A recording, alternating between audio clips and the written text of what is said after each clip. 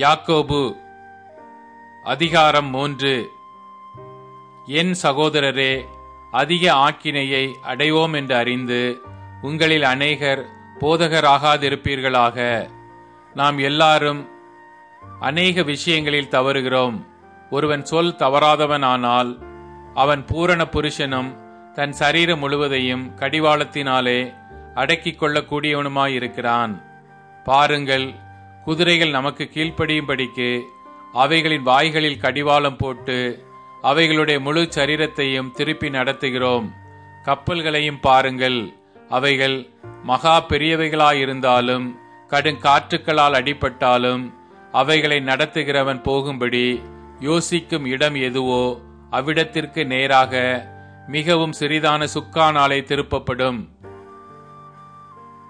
அப்படியே நாவானதும் சிறிய அவயமாயிருந்தும் பெருமையானவைகளை பேசும். பாருங்கள், சிறிய நெருப்பு எவ்வளவு பெரிய காட்டை கொளுத்தி விடுகிறது. நாவும் நெருப்புத்தான். அது அநீதி நிறைந்த உலகம். நம்முடைய அவயங்களில் நாவானது முழு சரீரத்தையும் கரைப்படுத்தி ஆயில் சக்கரத்தை கொளுத்தி விடுகிறதாயும் நரக அக்கினியினால் கொளுத்தப்படுகிறதாயும் இருக்கிறது.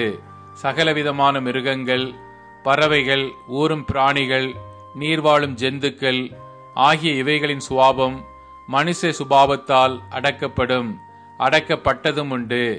நாவை அடக்க ஒரு மனுஷனாலும் கூடாது. அது அடங்காத பொல்லாங்குள்ளதும் சாவுக்கேதுவான விஷம் நிறைந்ததுமாயிருக்கிறது. அதனாலே நாம் பிதாவாகிய தேவனை துதிக்கிறோம். தேவனுடைய சாயலின்படி உண்டாக்கப்பட்ட மனுஷரை அதனாலேயே சபிக்கிறோம். துதித்தலும் சபித்தலும் ஒரே வாயிலிருந்து புறப்படுகிறது. என் சகோதரரே, இப்படி இருக்கலாகாது. ஒரே ஊற்றுக்கண்ணிலிருந்து தித்திப்பும் கசப்புமான தண்ணீர் சுரக்குமா? என் சகோதரரே, அத்தி மரம் ஒலிவ பழங்களையும் திராட்சை செடி அத்தி பழங்களையும் கொடுக்குமா? அப்படியே உவர்ப்பான நீரூற்று தித்திப்பான ஜலத்தை கொடுக்க மாட்டாது. உங்களில் ஞானியும் விவேகியுமாய் இருக்கிறவன் எவனோ அவன் ஞானத்திற்குரிய சாந்தத்தோடே தன் கிரியைகளை நல்ல நடக்கையினாலே காண்பிக்க கடவன். உங்கள் இருதயத்திலே கசப்பான வைராக்கியத்தையும் விரோதத்தையும் வைத்தீர்களானால் நீங்கள் பெருமை பாராட்டாதிருங்கள். சத்தியத்திற்கு விரோதமாய் பொய் சொல்லாமலும் இருங்கள். இப்படிப்பட்ட ஞானம் பரத்திலிருந்து இறங்கி வருகிற ஞானமாயிராமல் லௌகீக சம்பந்தமானதும் ஜென்ம சுபாவத்துக்குரியதும் பேய்த்தனத்துக்கு அடுத்ததுமாயிருக்கிறது. வைராகியமும் விரோதமும் எங்கே உண்டோ அங்கே கலகமும் சகல துர்ச்செய்கைகளும் உண்டு.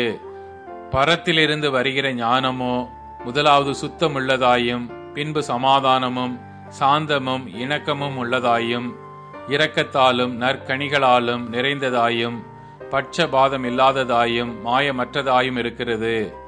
நீதியாகிய கனியானது சமாதானத்தை நடப்பிக்கிறவர்களாலே சமாதானத்திலே விதைக்கப்படுகிறது.